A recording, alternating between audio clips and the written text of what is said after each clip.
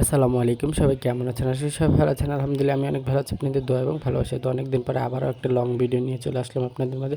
তো শীত তো চলে যাচ্ছে, তাই আবারও পিঠা বানালাম। তো প্রথমে এখানে গুঁড়িগুলো ভাঙাই না, তারপরে এগুলো চাইলে নিল, তারপর নারকেল কুড়াইতেছিলাম।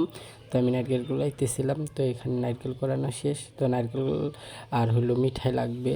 তো ভাপা পিঠা বানাইতে জানি তো কী কী লাগে। তো এখানে আমি ভাপা পিঠা বানাইতেছি নিজের হাতে, তো ট্রাই করতেছি প্রথমবার।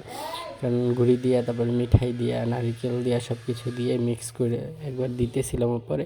তো আমি পারি না, ফার্স্ট টাইম ট্রাই করতেছিলাম। তো সব আমার ভাবি, আমার ফ্যামিলি মেম্বার বানাইতেছিল, ওখান থেকে দেখে দেখে আমি একটা বানাইতেছিলাম। তো সেটাই আপনাদের মাঝে ভিডিও করে তুলে ধরলাম। তো পিঠা বানাইতেছিলাম, তো আমার আবার দেখাই দিতেছে যে এটা একটু বেশি দিবা, এটা একটু কম দিবা। তো এরকম করতেছিলাম, দেখে দেখে মানে বইলা দিতেছে, তো সেটা দেখে অনুযায়ী করতেছিলাম। তো জানি না কেমন হবে। তো ফার্স্ট টাইম করছি, তো হয়তো ভালোই হয়েছে, কিন্তু পিঠাটা ফার্স্ট টাইম করছি দিতে। তারপর হলো সিদ্ধ দিতে দিয়েছি পিঠাটা।